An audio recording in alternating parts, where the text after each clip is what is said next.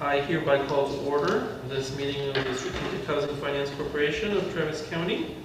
Today is May 22nd and it is 11:36 a.m. by my watch. We will begin with roll call and confirmation of quorum.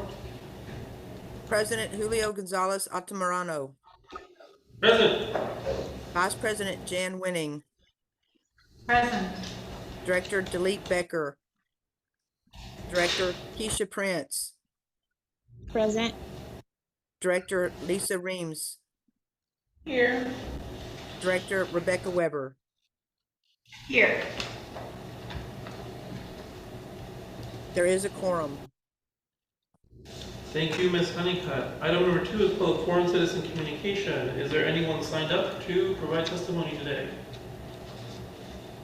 No emails from me, but whoever is in there. Is there anybody here wishing to speak? And we will move to item number 3, the consent agenda.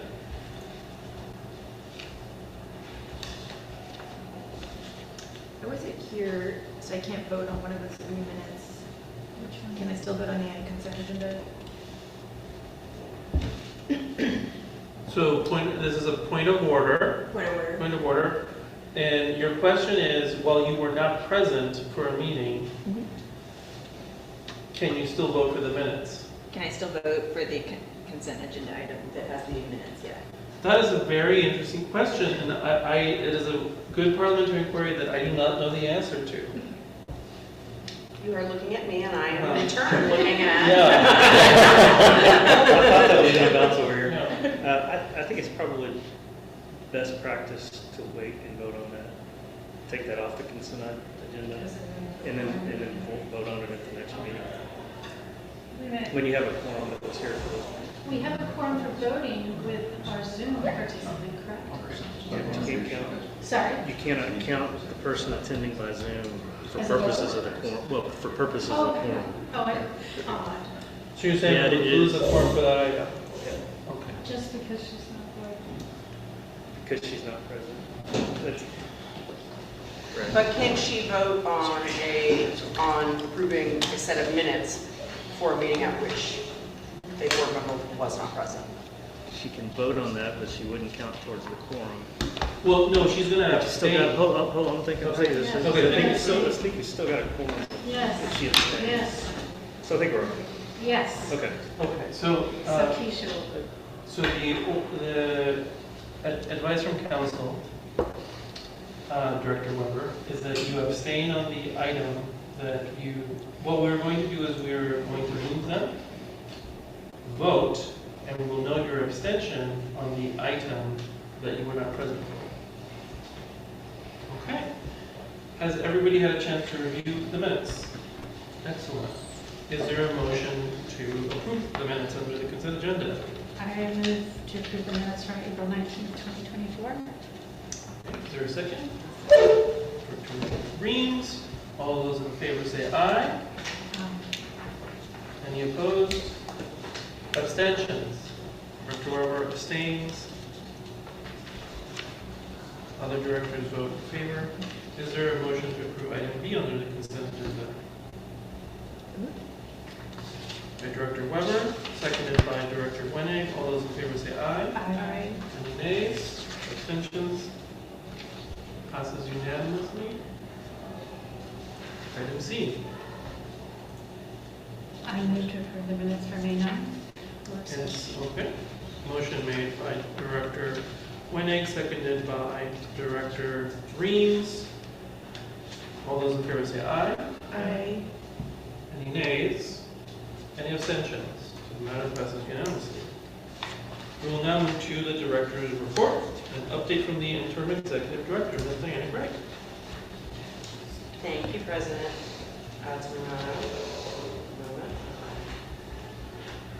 So I did want to give a few quick updates on items that we have been discussing and a couple which the board specifically asked for updates by the end of this month. The first 2 are our portfolio review efforts and the work around the Rosemont Tenant Investment Program. If you recall, I think perhaps almost exactly a month ago, asked us to move forward on those 2 items and just asked for an update by the end of this month. So for portfolio review, we have engaged with Patricia Murphy Consulting, who is going to do a thorough review of all of the compliance files of TDHCA to give us some sense of whether we have any risk areas based on what she's seeing. Those compliance reviews include everything from sort of income compliance, certification, et cetera, but they also do include physical inspections. That will not be the end of our work, but it is a good starting place in terms of kind of looking at what we're seeing in the portfolio as areas for further focus. I do expect to engage Brown Graham & Company, which is a CPA firm that focuses in affordable housing, to work with us to develop a detailed financial projection based on the fee structures of all of our deals going forward, which I think will really help us too in terms of beginning to understand what our trajectory looks like, and then also again beginning to hone in on any projects that need some special care and attention if we're seeing any distress or signs of concern. For Rosemont Tenant Investment Program, we're very happy we have CBR representatives here today. So Liz Vega and Vianney Camerlinga are here with us.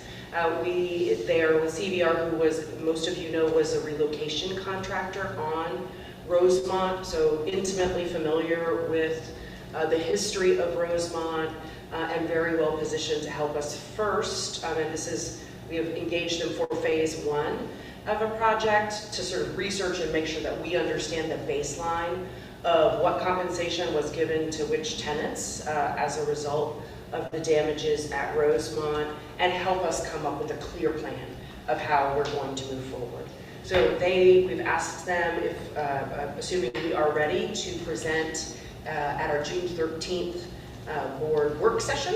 So we'll have more of a chance to talk about it then. I don't think that will be a final report. We'll still be underway, but I think it'll be a great opportunity for board to ask questions and really for tenants to come and share their experiences as well. They've already started weekly meetings with BASTA and with tenants. And again, I expect that there will be a second phase of this contract, but we're moving forward there. Then I wanted to talk a little bit about an update on our efforts to secure communications support for the organization. So this is something we've been working on for a couple of months. We did a survey of, really kind of cast a fairly wide net. You're going to lean over and tell me. To find potential firms who had some expertise in nonprofit space, and really sort of, certainly affordable housing was an asset that we sought, and just experiencing kind of the civic issues in general, the kind of policy space. So from that, we ended up inviting proposals, and I actually should say we initially invited proposals from 5 teams. 2 of those teams chose actually to partner up in a joint proposal, and we went through an interview process that included Director Wenig and Vela and myself, and eventually did select Arrow Media and Steady Hand PR. They are both now engaged under 2 separate contracts. So Arrow will be really working in the deep dive of discovery, research, sort of understanding how we see ourselves, how the community sees us, how our stakeholders see us, and then moving on to visual identity, which is a fancy way to say logo and such things. And then Steady Hand is going to be supporting us really more in the day-to-day implementation and execution of what we need to be doing, while we're doing the deeper work of the kind of branding and messaging, which will take a little while. Steady Hand is also going to help us come up with a short-term communications plan. What can we be doing while we're doing this deeper, more thoughtful analysis of where we want to go? So what this doesn't include yet is scope for a new website. And then potentially, as we go through this, we'll come up probably with different applications for for design, for products we want to develop, et cetera, that would be additional scope, and we would come back to the board at that point. And I anticipate right now that is expected to be scoped under Arrow's contract, which, as you see, their contract came in under my current authority to execute a contract, but at that point we would go above 75,000, and honestly, we'd want to share with the board anyway what we're looking at. Any questions on this slide? Very good. And just, I think as a heads up on the communications front, expect to be hearing from us and the team. We're going to be engaging the board members. A critical part of sort of our starting point of your vision for the organization and how we want to be understood in the community. The other piece is that, fingers crossed, we believe this will be our last meeting off-site. Very happy, and so we have executed a lease at 1033 La Posada. That is almost due east as the crow flies from the HATSE offices across 35, just south of the St. John's neighborhood. So we have about a 2,000 square foot office that is in the process of getting paint and new carpet and such right now. We have our fingers crossed for moving in on the 1st. We'll be close to that. So just, we may still be in boxes when we convene on the 13th, but I know that we will all be very, very happy to have our own space, even if we are still in the process of moving. I did want to note that financial reports, we do have, and I signaled this last meeting that this might happen, because we are in the process of moving all of our bookkeeping over to a new system with a new consultant. We had books through HATSE staff through March 31st. We are now in the process of migrating everything over to the new system. And in fact, Jatasa, who is our consultant on this, we're going to enter everything from January 1st anew so that we're comfortable with the way it's classified. We have great year-to-date reports, etc. But it's my expectation that next month we'll bring you both April and May financials probably at the same time. And then finally, just I think looking forward to next month, many of you in committee have been working on a variety of projects. We do expect or hope to bring updated workforce terms to the board in June for approval. We also have been working hard in GFA, Governance, Finance, and Administration, on a mid-year budget amendment.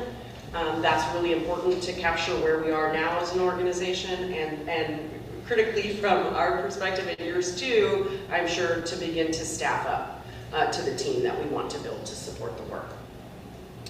We will, as I said, have the Rosemont update, and some additional HR and administrative policies will continue to come your way. That is all I had on my mind for today. President Mascherano, I'm happy to take any questions. Okay, thank you. Would any director like to have the floor to ask questions? Is Director Prince signaling that she wants the floor to ask questions? No. Okay. Seeing no questions, thank you for this great report. Thank you to our directors who are participating in committees and moving all of these items across the finish line. I know Director Wenham was very involved in comms. I know GFA is doing a lot of work. Obviously, our tenants are doing significant work around a very thorny and tricky issue with a lot of emotions and trying to make progress and deliver an excellent Rosemont 10 investment program. So thank you all of that for that work. Seeing no questions or requests to have the floor for questions, we are now going to move to the action agenda. And I just wanted to confirm, Director Wenham, that you are prepared to discuss Resolution SHFC 2024-30 at this time. And we'll.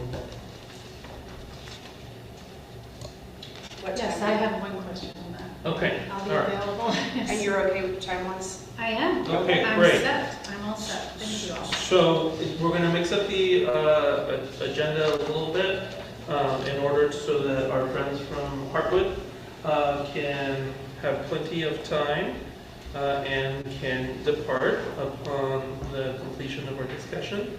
We're going to go to, we'll start with number 30, which is 1200 Springdale Road. This is resolution SHFC 2024-30E in the agenda. And so if we could have staff walk us through the presentation before we turn to debate. Good morning, board. Keith Moncala, Management of Development. And before we, as we get started with this presentation to you, we are fortunate enough to have here live and in person, the president for Hardwood Development, Chris Appanato, and he is going to be giving you an overview first of this property, which is 1200, and then when discussion is closed and we're ready for the next presentation, he will do that for the Frontier property as well. So with that, I will welcome Chris to the seat. Thank you. Good morning, or I guess good afternoon by now, President and board members. Chris Appanato, I'm the president of Heartwood Real Estate Group. Thank you for the introduction, Keith. On Heartwood, on our multifamily side, we focus specifically on workforce housing. We focus on, other than a PFC or an HFC, an unsubsidized project offering between 60 and 80% median income. So this fits the program that we're doing for all of our projects. This is our biggest one, so it's kind of our flagship project. We're really excited about it. Our thesis is that we want to provide affordable and workforce housing for people in locations that they really want to live. We're extremely bullish on the Springdale corridor. We think that's going to have some explosive growth, and it's going to be a really highly desirable place to live. And we want to build nice Class A buildings. Drew behind me will talk a little bit more about the construction, but we're doing what we think are some pretty innovative things to provide a really high quality, long lasting building. It's fully amenitized. We want to make sure that we not only attract market rate tenants, again, to somewhere they want to live, but when we are catering to the workforce and the teachers and the first responders and all the other people that fit into these income brackets who just can't afford to live in the city of Austin that they serve anymore. We want them to not only be able to afford to live here, but to really want to live here. I would pay market rate for this if I could, and it's awesome that I can get it for an affordable price. This particular one, 1200 Springdale, is a 348 unit building.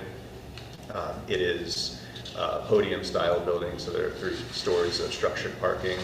The bottom story is half underground. The other 2 stories are above ground, and then there's 5 stories of steel framed residential on top of it.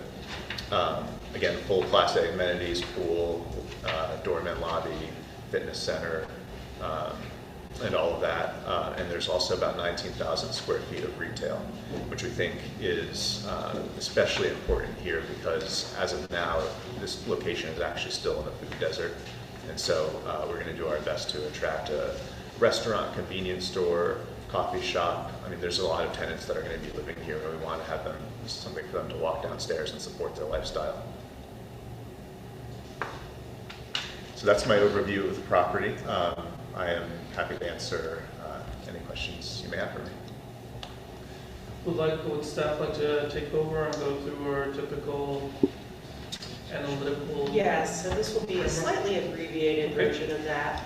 While let's see if I'm able to multitask here, but while I bring the slideshow back up, one thing that I wanted to mention that we're really excited about with both this project and the other project that Chris and Heartwood will talk about today is that they're both well suited to some of our aspirations around public employees. And so this property sits directly across the intersection from Sims Elementary. And in fact, it was a project that initially Heartwood had been in conversation with the AISD PFC about doing.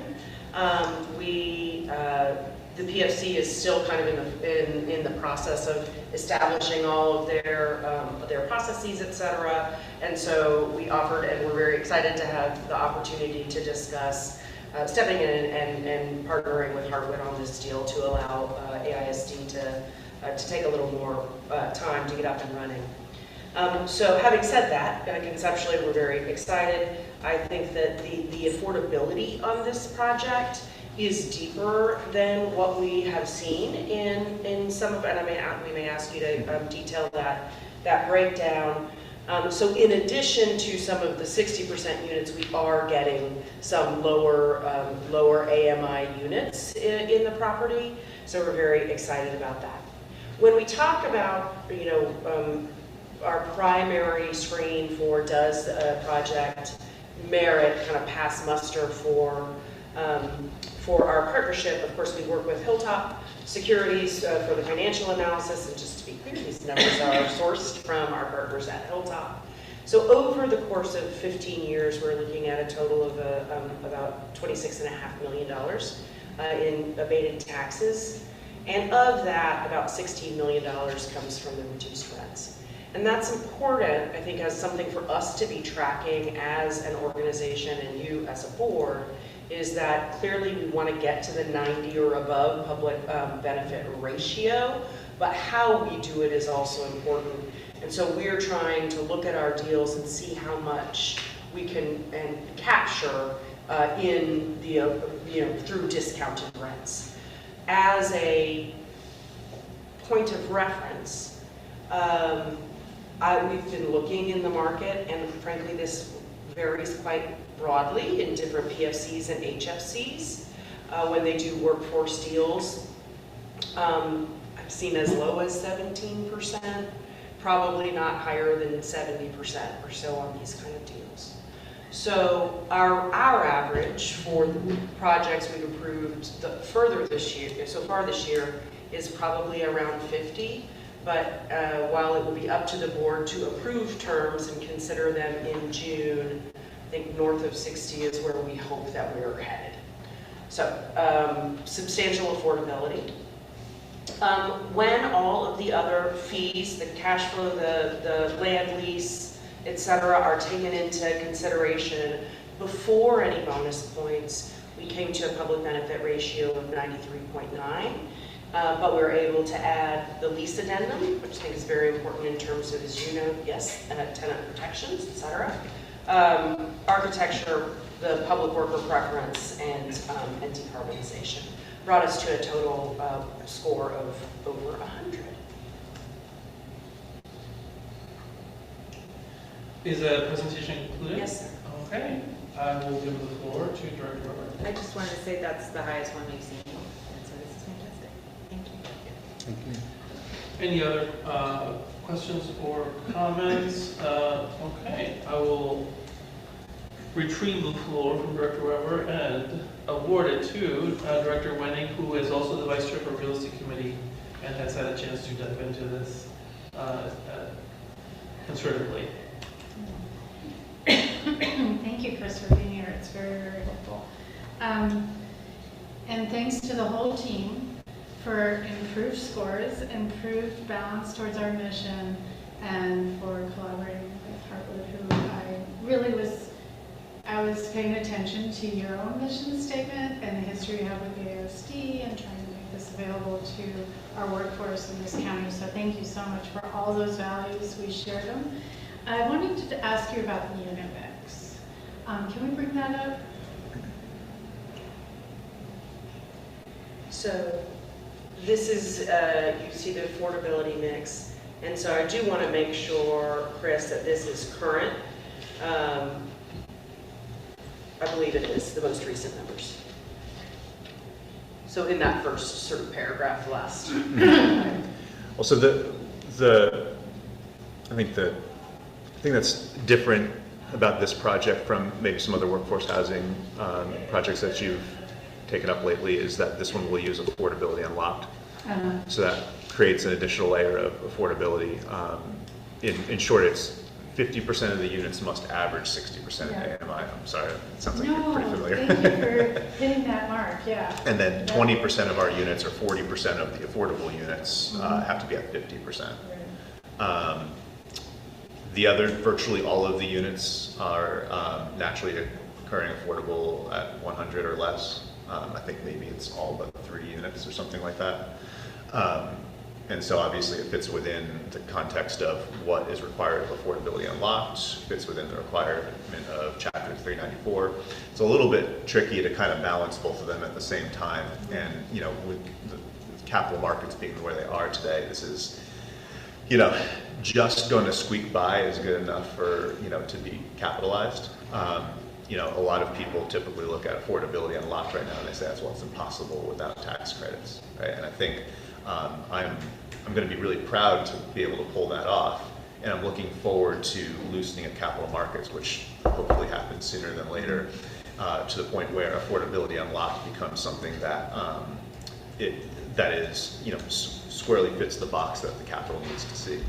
And if we can get there, that's a really cool opportunity for us to, you know, really kind of skip through a lot of the entitlement phase of projects, and just instead of going through a lengthy rezone process, we just, you know, do affordability unlocked from jump and be able to deliver deeply affordable, considering there's no tax credits, very deeply affordable for you know, a little bit more quickly than a typical project. And just for our mutual orientation, because not everyone may be familiar with affordability unlocked. I'm going to give you my version and then you're going to correct me. All right? Okay. So affordability unlocked is a city program, City of Austin, that fundamentally, for the most part, eases the path to zoning, entitlements, is it permitting process? Or is it really just the zoning? In theory. Okay. For affordable housing, right? So in theory, this helps us get projects done more quickly. And if you can do it more quickly, you also end up spending less money, right? Time, money, and effort. But I think the one of the challenges that has emerged with it is it works well for projects that have other subsidy already. There are other kind of tax credit projects, you know, say our 4% bond deals, et cetera. But because it requires affordability without some other source of subsidy, it can be hard to make the deals pencil. So this is our first go at looking at an affordability unlocked project that does not have other subsidy and seeing whether by virtue of bringing the property tax abatement and the sales tax abatement, the deal can pencil. Did I get it? That's right. Yeah, I mean, the thing that really speeds up the process, I mean, they kind of get first in line through the site plan process, but that doesn't mean it goes quickly at all. The thing is that you can get an affordability unlocked certification in a couple of weeks. It's a really straightforward process, and that's your zoning right there. You don't need to rezone it at all.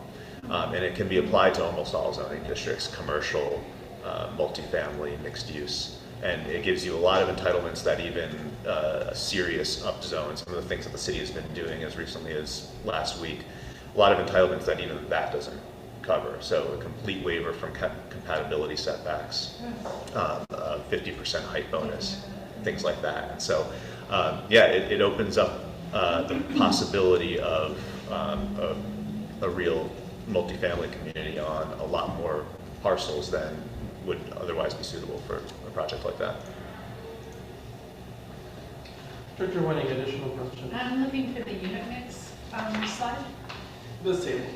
One moment, please. Oh, I got it here. I just wanted it to be available to everybody. So, detail. You just have it. Well, that is the basic, but It's our not friend page Braxton number. provides us with something slightly more detailed. It's Hilltop's first page of their letter. Okay, that's the one you're looking for. Very well. There you go. Thank you. So, I heard what was said by our staff and also you, Chris, on the development side of what the challenges are. to deal with all the affordability aspects that we can look at and that we calculate here at this board. But I want to pay attention to the 50% AMI spread. And on other properties that you're bringing to us today, you've got 33, 33, 33, with some of the 2-bedroom, 2-bath units being represented at the lower AMI. Can you talk about why that's not possible here? Why no units are available in the 2-bedroom, 2-bath? Mhm. Well, For at 50%, for deeply affordable, the challenge with 1200 Springdale compared to the next one we're going to discuss is that it's a podium building, which is considerably more expensive to build per unit than 5-story surface parks building. So that makes things more tighter. Again, the conventional wisdom is that no one is investing in infill structured parking multifamily projects right now. Right? So you get everything in Manor and Kyle and Buda, and again, that doesn't help what we're trying to do. And so we're trying to a little bit, kind of threading the needle, like I mentioned earlier. It's just good enough to work. But when you look at a 2-bedroom at 50% AMI versus market, that discount is huge compared to efficiency. And so I would, in theory, I would love to have it spread evenly. And I think in the future, as capital markets relax, that will be easier to work out. But on this project, that spread makes it pretty tough. And if we make that even across 50%, across 60s and 80s, the public benefit ratio would be what, 110, 115? I hear you. So putting aside the benchmark of an even spread, any spread available at 2-bedroom, 2-bath at 50%, or it's just not attainable? Yeah. Can you speak to that? Just we've gone through. I'm trying to learn. I'm on a learning curve here on what's realistic, what's feasible, and what will pencil. I'm not really trying to be argumentative. No. We've gone through so many iterations. I have a folder with dozens and dozens of models. Yeah. And so sometimes I'm trying to keep track of what we've been discussing most recently. And our intention is to amend the affordability and lock certification closer to delivery of the project, because as long as it fits within that box, they don't care if we amend it. And so there's definitely room to go. I mean, for example, we're at 80 and 20 and 0 in this one. This one's hard for me to see. Can you tell me where you're reading from? The 50% AMI units are 80% efficiencies, 20% 1-bedrooms. And to your point, there's not a single 50% 2-bedrooms. Yeah, I'm still there. Yeah. Now, if we toggled that and had a couple of 2-bedrooms at 50% AMI, like I said, threading a needle, but it's not that tight. To spread them evenly across the units is going to be difficult for this project. But to get somewhere between where we are and there is something that, is, I think, very much open for discussion.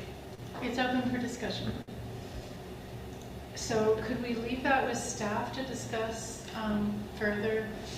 That would be my recommendation. I don't need a resolution, but I think that's very generous of you to look at that again and all of your various models, which I'm sure you have tons of them. And if you are able to achieve that, I would love a statement from you on how you did it, because I am trying to learn how you do that. So, or it's from staff. Thank you so much. This is a little bit off topic, but just kind of in visibility into what's going on with the capital markets is there's generally this consensus among capital providers that the ratio of NOI to project cost, what they call yield to cost, needs to be like 7%. Net operating income. I'm sorry, net operating income to project cost. It needs to be 7% or so. The ratio of net operating income to total project cost needs to be around 7%. And that's what they want to see to do a multifamily deal. 7%? 7. The idea is that ratio has to be higher than whatever the cap rate would be if you sold the building. Otherwise, there's insufficient, or there's no spread. There's no profit for developing it. There's no profit for the capital partner. And so that's it's almost silly. You can't get a 7. It doesn't exist. It's a unicorn. you know, but in service of trying to get there, most of these groups have just written off anything with a parking deck, whether it's a podium or a precast parking deck. And so what we're having to do, and we're having, you know, knock on wood that we're continue to be successful at it, is we're managing to pick a couple capital partners out of the haystack who aren't necessarily bent on seeing a 7%. So part of what the challenge is well, where are we? Are we at 6%? Are we at 6.25%? And what will they tolerate? And then, you know, how do we try to toggle the unit mix as much as we can to keep it as equitable as possible without losing capital? So I'm very much happy to continue to, you know, discuss that and toggle it and come up with something that works for everybody. I appreciate that. I have nothing else. Anybody else want the floor for questions? Is Director Prince? So just a point of clarification before we wrap up the questions. The parking per square foot is being required by your lender. It is not being required by a regulatory regime anymore, right? The amount of parking per unit or for, yeah, it's market based as well. It's really kind of coming from our property manager saying, here's what you need to make sure that this is going to be leasable. So, as you know, I believe we have ceased having parking requirements in our wonderful city. And so what's happening is for you to get the occupancy that makes everybody comfortable, for a 2-bedroom, you would need more parking. Am I hearing the economics right? And because of the size of the parking site. is expensive because you're building on steel and you're going underground. Yeah.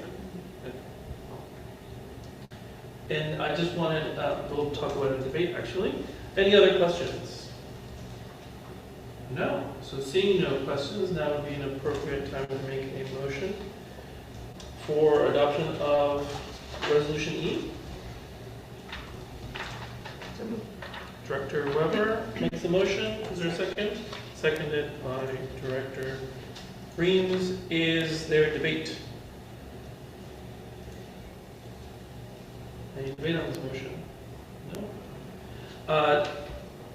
Director Wenning, I wanted to ask you a question for clarification for staff guidance. So, what the instruction that you are providing through the public record to staff is we want to hit the same public benefit ratio, but we want more 2-bedrooms that are income restricted? Yeah, the instruction I'd like to give is that the conversation be continued by staff with an examination of feasibility without rocking the boat on, being able to make this pencil. And I was encouraged by the information provided by the developer that this might be possible. So there's no strings attached, there's no contingency. It's just an allowance that the conversation be continued and that we hear back. Can be after the fact, that's fine. Okay. Is staff satisfied with that guidance? Is that there's Yes, more clarity? we'll continue to pursue that. Yep. Okay. Is there any additional debate? Is Ms. Prince motioning to that discussion? Although, okay. So, with debate concluded, I believe we are ready for a vote. We will take a voice vote. All those in favor say aye. Aye. Any opposed? Abstentions? The motion passes unanimously. We will now move to resolution, action item D, 2024-29, and this is Frontier Valley. So we will do the same thing. The same people are on the hot seat. We'll start with staff and talk to our friends at Harvard. This is the resolution of the board of directors authorizing negotiation and execution of a memorandum of understanding regarding participation in the ownership of a multifamily development located at 1418 Frontier Valley, Austin, containing other provisions as related thereto. This is a fingers toward this morning. Again, our partner here is Hardwood Real Estate Development. And this is also going to be new construction. Total number of units is 101, with 51 of those being affordable. It's workforce housing, and the tax-based public benefit score is 88.91. Public benefit score with bonus points is 95.41.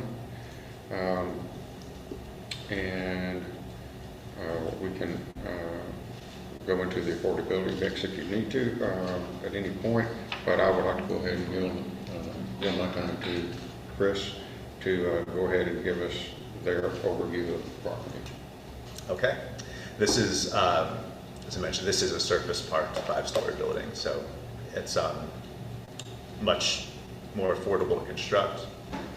It's also a building where the units on average are small. We did this for a couple of reasons. Some of them were site constraints.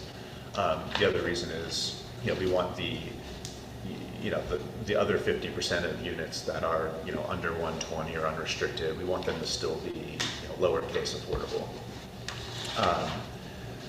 And this project is an interesting one. It is midway through construction right now.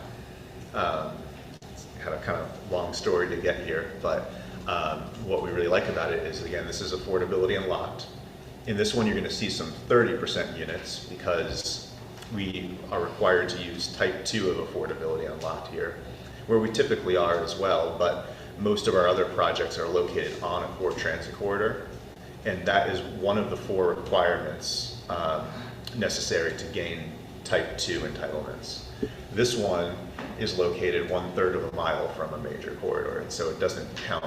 And so in order to attain type 2 certification, we are offering 10% of our affordable units at 30% AMI.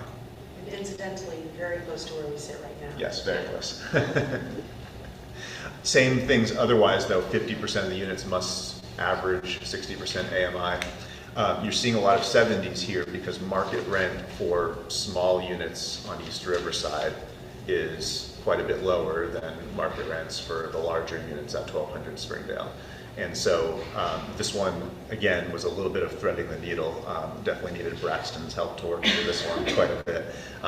But what we're trying to do here is manage our yield on cost just like we were for 1200 Springdale. But 80% units don't help public benefit. 80% is substantially higher than market.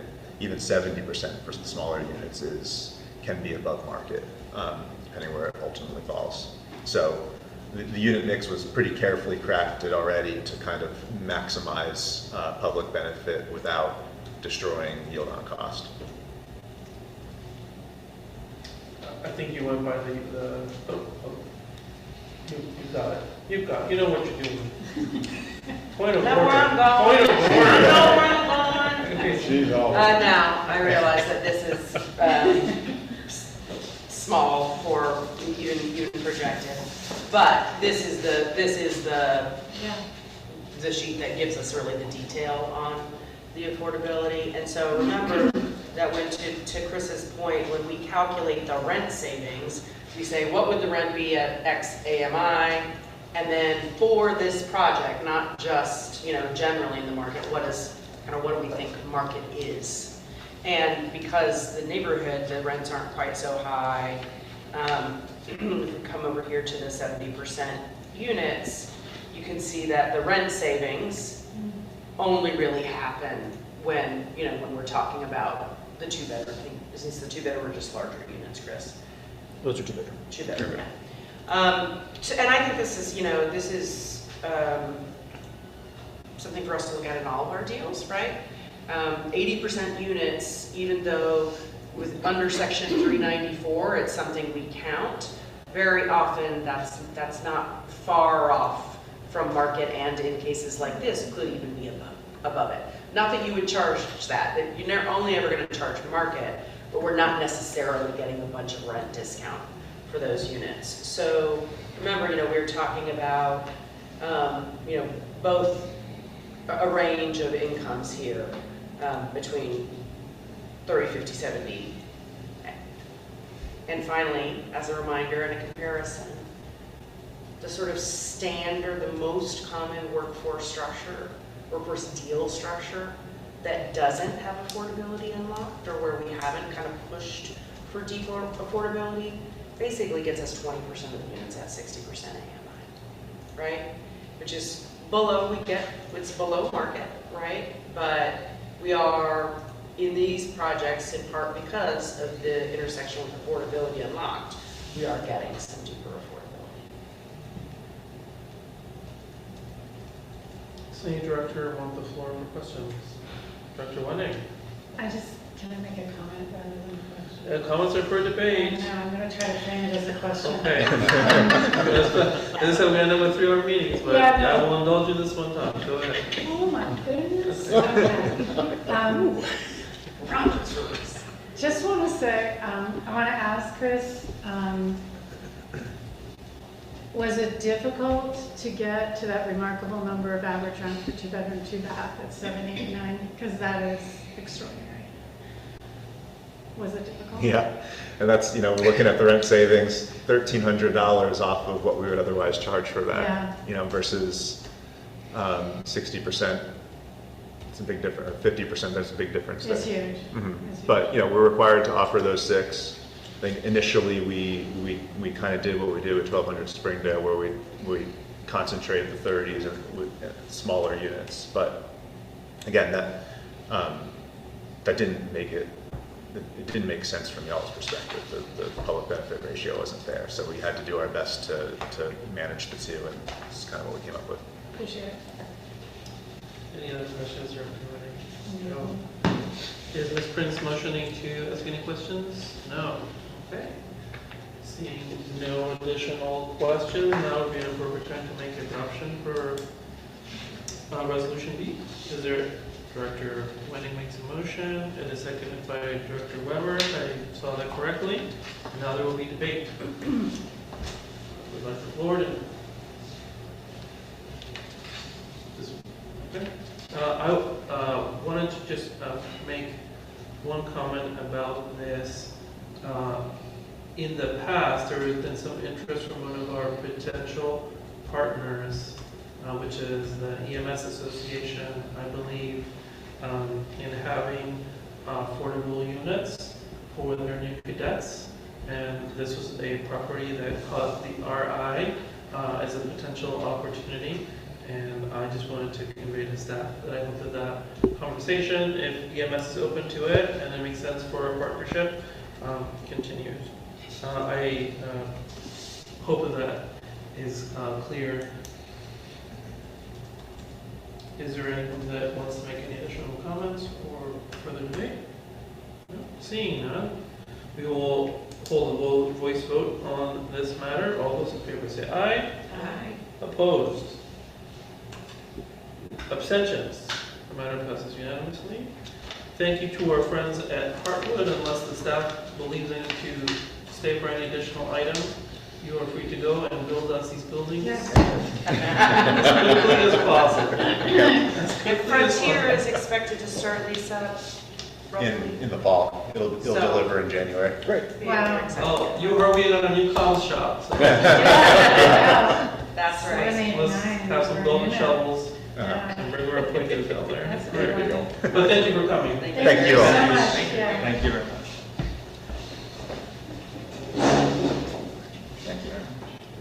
Happy to see you. We will now go back to our regular order. We are not taking action on item A today, so I'm going to be skipping it.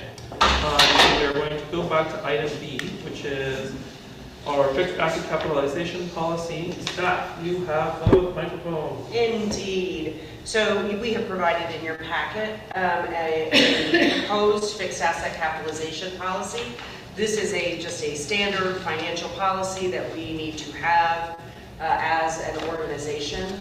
It basically governs what we count, things that we purchase as an asset versus we just spent money on it. It's an expense. And so typically fixed assets, recall when we directly held, when you have the value of your building, et cetera. And that's very clearly an asset, something of value that the organization holds. And if you have said, what's in our resources, you would run account that. It starts to get a little sticky as you get down to less expensive equipment. So, for example, furniture, laptops, etc. So do you count that as this is something that is sort of part of our wealth, if you will, our bottom line, or is it effectively an expense because it's, you know, it's not going to last very long, it's not so expensive? If you count it as an asset, keep it on your books, you each year show that it kind of decreases in value through depreciation, etc. It's just an important part of our bookkeeping and our audit process. If not the most exciting policy you have ever considered for us. So the new policy, with much help from Ms. Bella Carmen, who's here in the room, and GFA, we looked at the previous policy that, that SHFC had utilized while, just realized I'm not showing my screen, and I apologize, while under HATC. And we looked at some other model policies. And so, one moment, the primary changes you might see are that the previous policy had anything over $3,000 was counted as an asset. You know, and that means generally that, there we go, that a laptop plus, you know, peripherals, we would count it, we go through the process of depreciating it year over year, and we really opted in this case to go up to a slightly higher number. It's still very much within the standard realm of what you might count, but it means that we don't have to worry so much about, you know, we spent $1,000 on a desk, are we going to track every single piece of furniture that we purchase over time? Having said that, GFA has reviewed this. We're happy to take any questions you have. Would anybody like to floor for questions?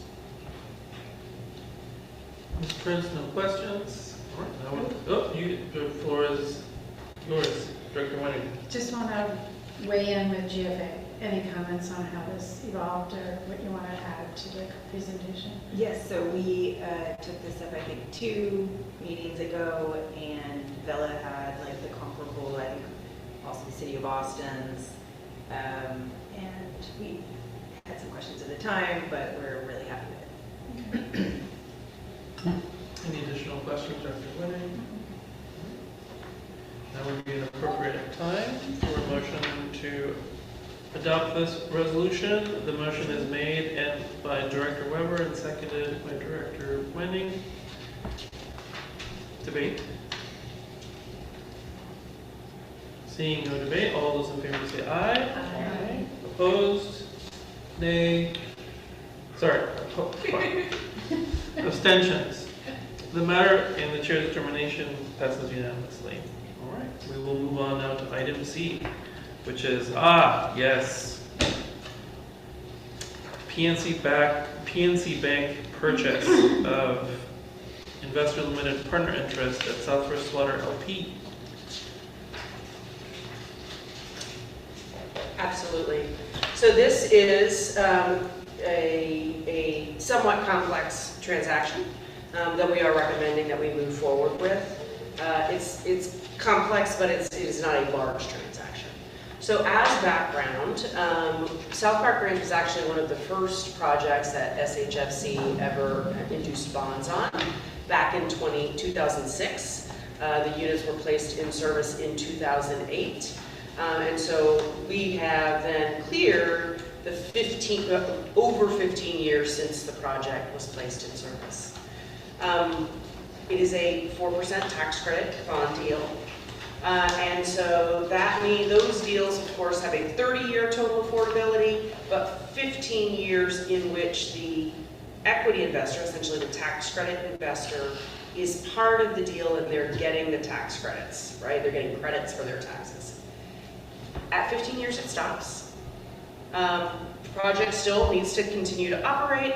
The affordability is still there, but really the equity investor, their role in the deal has effectively ended. And in many cases, most of these partnerships have some sort of exit clause that says, if at the end of this period, your equity investor, in this case PNC Bank, wants to leave, they can sell their ownership right, of their portion of the ownership. And usually, or in many cases, and in this case, what they need to get paid to leave the partnership is just the taxes that they are going to owe by virtue of leaving. And so we are at that stage with this project. PNC would like to leave. Their tax liability when they leave the partnership is calculated at about $645,000, which therefore would be our cost to purchase their interest. So another piece of context on what's happening with the project right now, which makes this time sensitive, is that, as I said, we induced bonds all those years ago. We have a long-term loan on the property based on those bonds. The bonds have been called. Effectively, the loan has been called, which is something that can happen. And that does have a hard deadline. So that needs to happen by June 19th. So the developer has been in the process of lining up refinancing their long-term mortgage. It's not a crisis, but they need a new loan. So if that is going to happen and PNC wants out, it is way cleaner for everyone for us to do that before we get the new loan into place. And we'll talk also about some of the financial benefits to SHFC and our analysis of that. Before I go into the numbers, I want to pause, since I aspire to be a well-informed layperson, and make sure with our council that I have not misrepresented any of that. No, I think that's exactly what's going on. Okay, excellent. So, I would say yes? one thing that I think when you mentioned that the buyout for this is that the tax is owed, that's not typical. That's atypical. It's unique for this. It's rather a cheap deal to get that interest. Typically, for other transactions, I would expect it to be multiple times this amount. Right. So where I would say I have seen it as a, maybe not typical, but fairly common, is where the GP, us, is a nonprofit, it is more common. We are, right? And so, yes, it is, if we were just a for-profit entity, we would not likely be offered the interest at this cost. So when we purchase the interest, what does that mean for us in terms of the deal going forward? First of all, while on paper the equity investor owns the vast majority of the property, and that's really for the purposes of the tax credits, what they get of the cash flow, ongoing cash flow of the project is 10%. And then 10% at sale or refi. So that's essentially the interest that we're purchasing. That's what we get for it. So Hilltop has been kind enough to do some analysis for us. This is Hilltop's numbers simply repackaged to say right now, historically, we've been getting 36% of cash flows. Also a very higher than we, I think, might see typically today. The property has been cash flowing, providing some income for us over time. So that would change to 46%. The other thing that changes is the size of the loan changes. So, there's a new mortgage that comes in, etc. So what we wanted to know was, what's the difference, right? And in different time periods. So if we do this and the deal for some reason gets sold or something in 5 or 10 years, what would be the outcome for us? And what would happen if it were 15 years? I will say generally, we think the 15-year scenario is the more likely because there's another almost 15 years of affordability on this thing, right? So it's not going to go to market during that time period. So our benefits from this come from two things. One, increased cash flow. There's some cash flow coming off the property. We get a certain percentage of it. And then, if or when it is sold, or there's another major refinance, then if there's net proceeds, again, after all loans and everything are paid off, we would have a proportion of that. So you see that the effective internal rate of return, why don't I give an opportunity for our chair to give a layperson's? Okay. Those with MBAs must pay at some point. The internal rate of return is the discounted rate at which the future cash flows would become zero, which is a very mathematical way of saying it's a way of getting a sense of how attractive an investment is. Think about, say, the stock market. The stock market in general, over the long term, if you invest in a broad number of stocks, let's say the S&P 500, the 500 biggest US traded stocks, is about 7% a year. That's not the internal rate of return, but it gives you a sense of the sort of annual rate on the money. A typical US Treasury bond, depending on when you buy it, and the term, and etc., can be in effect between 0.05% or, in current times, 3 or 4%. So most enterprises come up with an internal rate of return to get a sense of, is it worth it for us to use our money this way when there are ways to make money out there where we don't have to do anything. Just give us this amount, and there are other things we can do with our money inside the enterprise that can meet this. And so a term that you will oftentimes hear with internal rate of return is a hurdle rate, and at which point something that goes over that process it, you say yes, enterprise approves use of capital this way. Something that's under it, it's like, well, we have better ways of using our money. We have not formally adopted a hurdle rate, but I was looking at something like the 15%, because if you were to look at some of the simple instruments available to us, if we were just to keep the money in the bank account and invest it in risky stocks, risky diversified stocks, we would probably get close to that. This is different in that, I'll stop there because I'll answer your question and save the rest for debate. Yes. To offer another just sort of point of reference, our net assets right now, outside of what we kind of keep in our checking account because we think we're going to need to spend it, over the next month or so, are in a pooled account called Tex Pool, and it is currently returning about 5.5%. So, I think we are jealous of our liquidity, right? We're wanting to be very careful, particularly as we better understand our revenue going forward. And this is $645,000 of 8.8 million or so that we have currently, some of which is set aside for special projects, right? That we want to make sure. If this we get out of this deal in 5 years, we will kind of have broken even, right? Past that, it does appear to be upside. Let me add one more piece to, the analysis here. We're looking to close this very soon, so that it can be complete by the time the refinance happens. When the refinance occurs, if the total amount of the new loan, it's effectively, sounds a little crass, but it can be something like a cash out refinance of the home, right?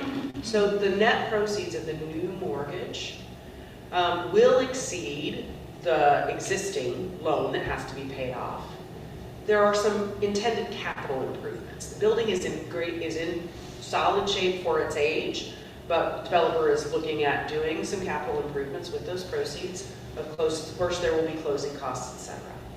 There's a decent chance there will be some left over, at which point, having finished this transaction, we would get 46% of that. Because we don't know yet, this is a rapidly evolving transaction, what that potential sort of amount left over at the end of the day might be. We have not included it in this analysis to be more conservative about it, but we think we may get some of that $645,000 back in the fairly near future.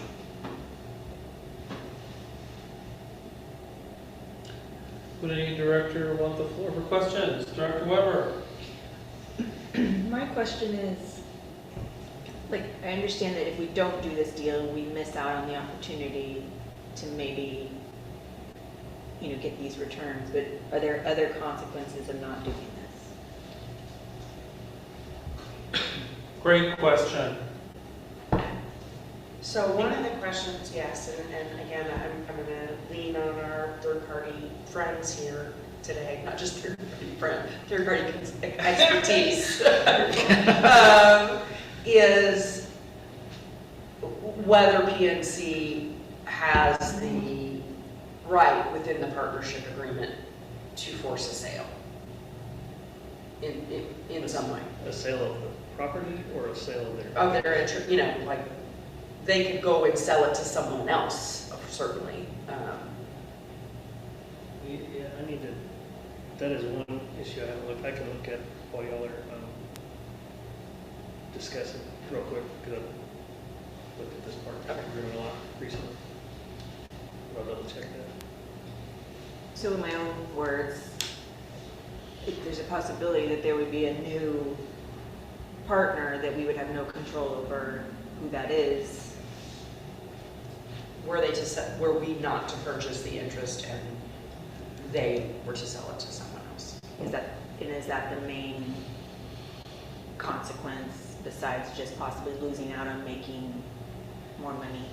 I will say also that usually when a deal is structured this way, it is anticipated that the GP will purchase the partner out at this time. So I think that has been really, for seeing Keith nod, the life of the property. And so, while we've gotten sort of, the timeline has sped up in the last couple of months as we've gotten closer, remember, to the call of the bonds. It is something that SHFC has been discussing with the partnership for some time now, prior to my arrival as well. Okay, so in my own words, there would be some like reputational damage. I see. There's some. Okay. I guess may ask the real estate committee looked at this, and they're recommending that the board adopt this, or are they taking a position? The two members of the real estate committee that are here had a similar line of questions as you did. I think I will speak for myself, and then you may answer, and then you can keep the floor, Director Weber, so I'm answering your question. At first, I was concerned about what I perceived as us taking a lot of risk with a good chunk of our cash. As we delve into it, you have someone down here that wants to be in the meeting, but the elevator broke this morning. Is it Ruby? Yeah.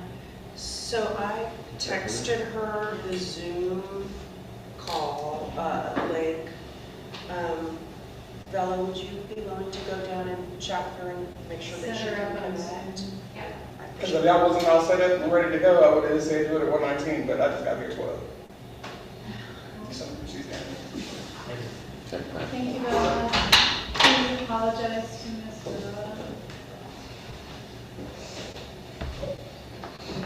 Tell her we're giving you space. Which will be accessible. Thank you. Thank you. I can't believe she actually made it and made this happen.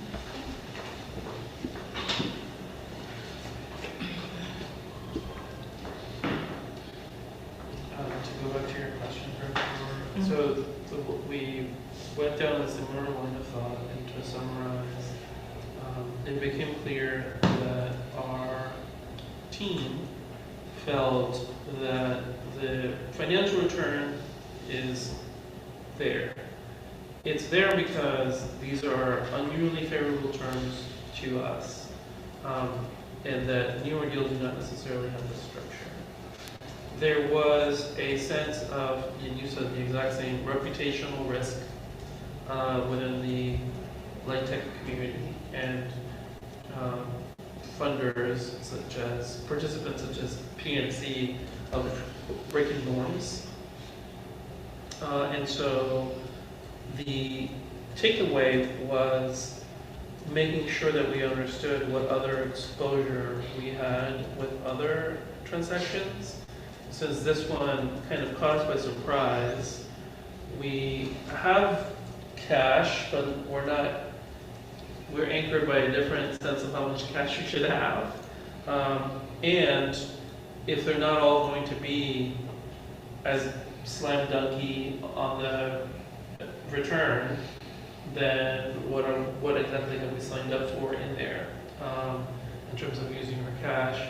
And then there's this sort of part where I am accepting the staff and the team's recommendation that there would be some meaningful norm busting and us not making our equity partner whole.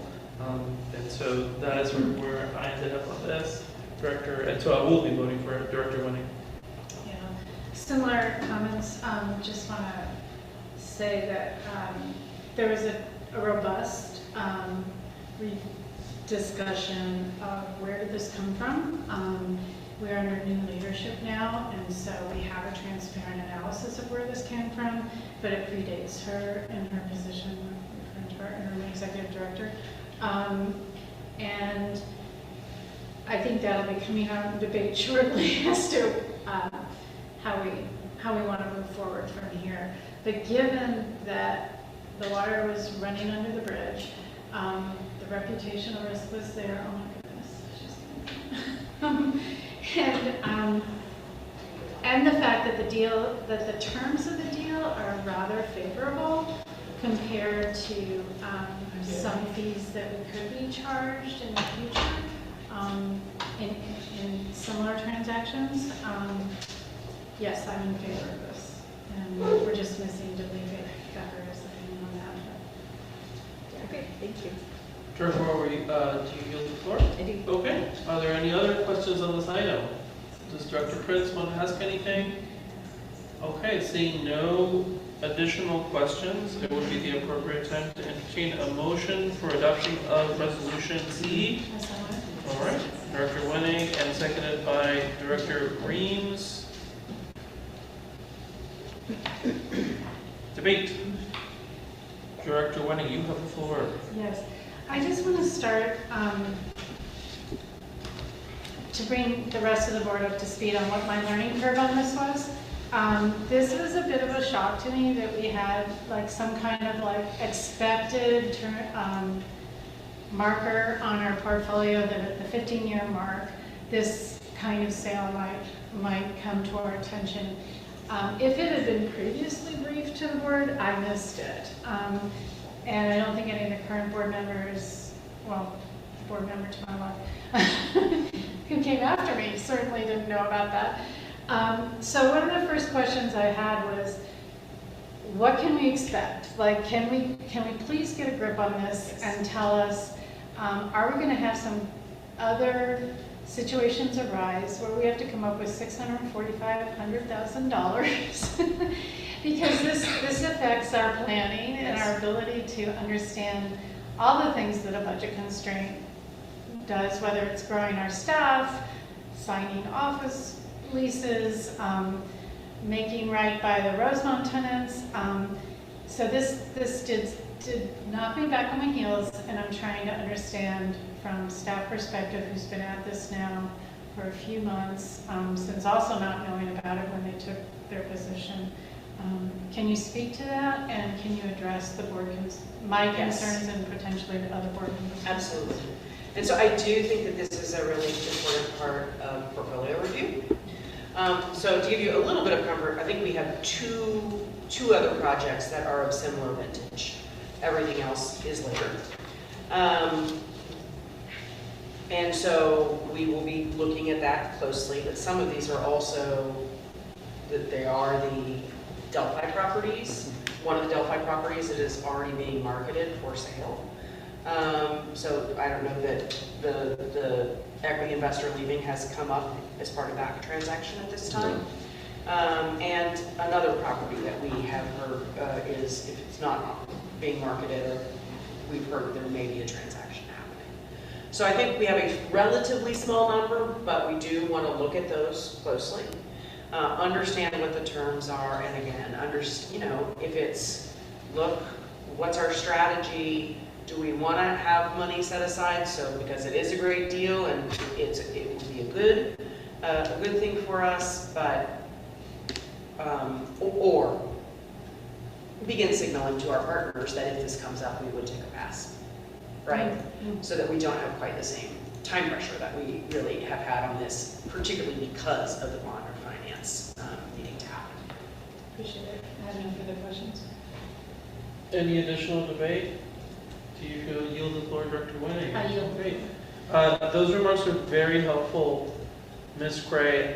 These in my mind are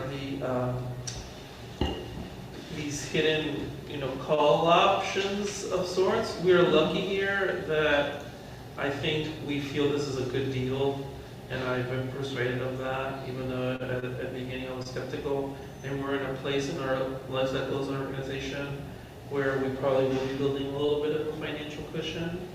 I think what was terror-inducing about this reputationally is it's in a weird lending environment with an entity PNC that we will probably want to do business with. This is important to a bunch of people we want to partner with. And so the reputational risk was real in this one, whereas if we take a strategic approach and we're like 5 years ahead of time, we can convey to our partners, this deal, it looks really, let's talk about it before we write you a check. I think that will provide a little bit of intentionality and strategy. That here, it did feel a little jarring.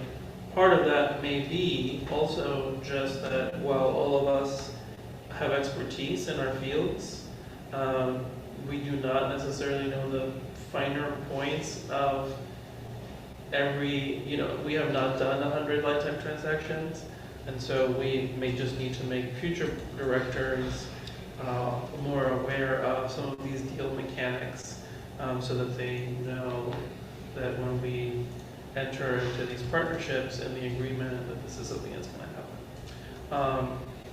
Having conveyed that, I have no additional points for debate, and unless anybody wants to take the floor for debate, we will take a voice vote on this. All those in favor say aye. Aye. Opposed? Abstention? The matter carries unanimously. Moving right along.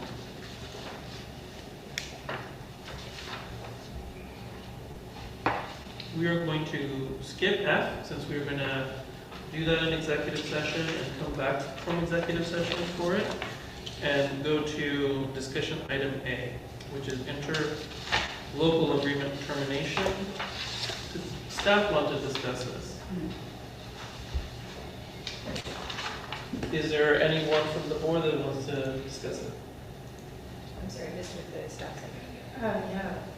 Perhaps let me back. So my understanding, President Asmarano, was that we primarily wanted to publicly acknowledge that the board has received a letter from Housing Authority of Travis County signaling their intent to allow the interlocal agreement to terminate.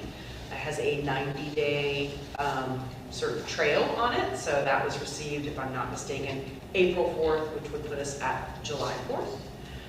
Independence Day. Indeed. Apropos.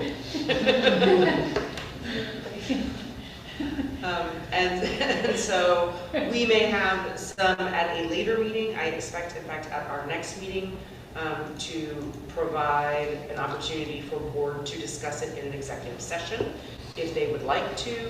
But we wanted to acknowledge that we understand that. We're prepared for it. We're operating independently now while we continue to cooperate with HATC when we have questions that need answered, etc. But that is where we're at. Any director wish to take the floor? Dr. Winnick. Quick question. I think I I saw it in a report, but I'm not sure if the rest of the board did, that you're seeking council advice on this. Do you want to just speak to that Yes. real quick? We have, at the suggestion of our chair of GFA, secured outside counsel on this specific item. So that is Dwayne Morris, represented by Scott Marks, who is a longtime affordable housing attorney here in town. And we have, as of yesterday, signed a limited engagement letter. Excellent. I yield the floor. Okay, any additional desire for the floor to ask questions or discuss this item? Then we will move on to item B, which is personnel. And I want to just lay out the order of operations here. So what we are going to do is we are going to go into executive session to discuss personnel matters. We only need to retain our interim executive director for that discussion. Then we are going to come out of executive session, and I expect to take action on item F from our action items. Okay. So I just wanted to make sure that that registered with everybody what we are doing. So what we're going to do is we're going to have to kick everybody out, and then we're going to have a chat as the board, and then we're going to open up again and everybody can come back in, although we will probably have a very brief. So two things. I want to, apologize about the elevator, and so doing, welcome Ruby Roa to the meeting. Thank you for being here. Coincidentally, you know, the person who called me and told me I better apply for this job. And when Ruby tells you to do something, you don't mess around. So please take chairs out into the hallway so you don't have to go back downstairs. Thank you. We have to make, so we just have to Make a motion. officially go into executive session. So is there a motion to go into, okay, let me just call it out appropriately. Under Texas Government Code annotated 55.074 personal matters, is there a motion? Made by Director Reed, seconded by Director Weber. All those in favor say aye. Aye.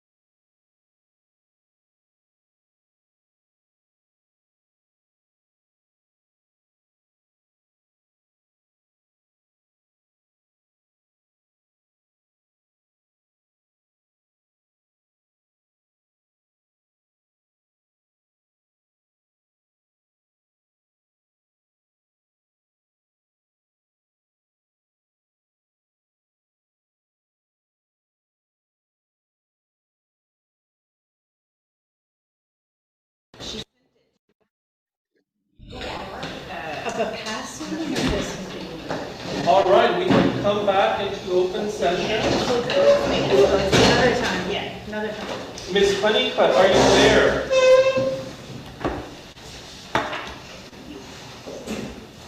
Oh. Yes, I'm Ms. there. Can you Honeycutt? hear me? Yes, you can hear me. Great.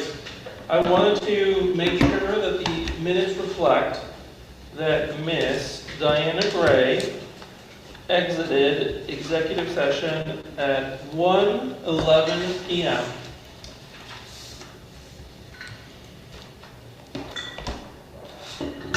And that we exited executive session as a board at 1:23 p.m. We are now back at regular open session, and we are going to hear a motion, entertain a motion to adopt action item F, resolution SHFC 31. Moved by Director Wenning, seconded by Director Reams. Debate.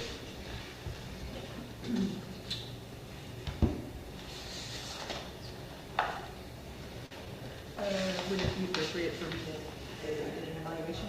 Yeah, I yield the floor to Director Okay. Weber. Okay. So we did an evaluation of our interim executive director's first 4 months. So, she started with us in January, and we evaluated her performance through the end of April.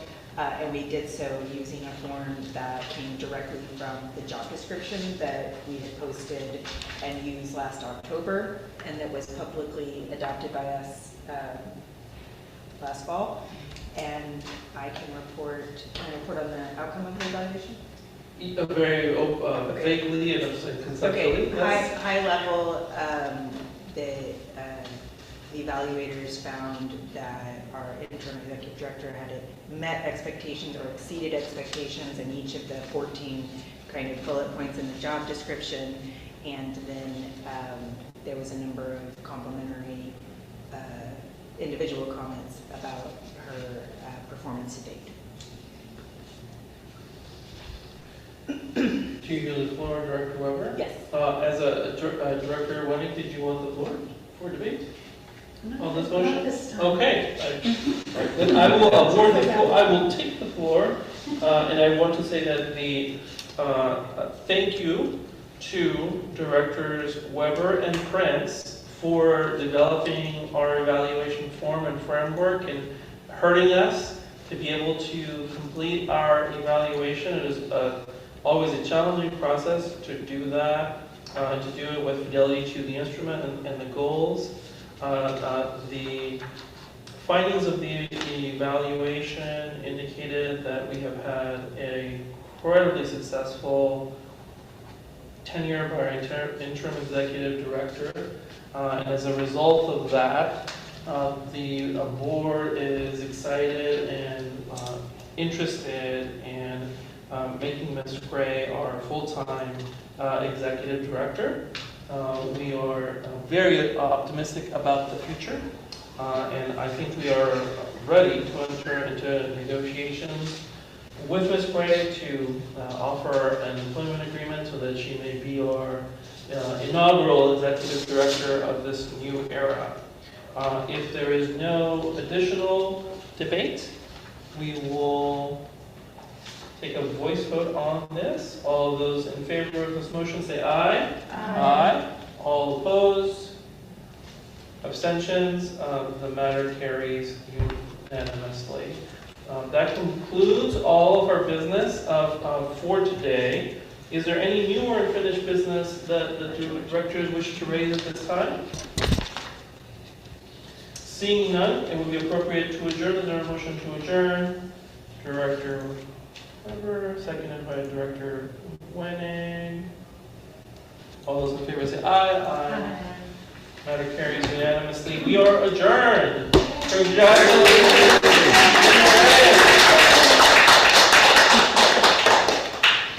1:29.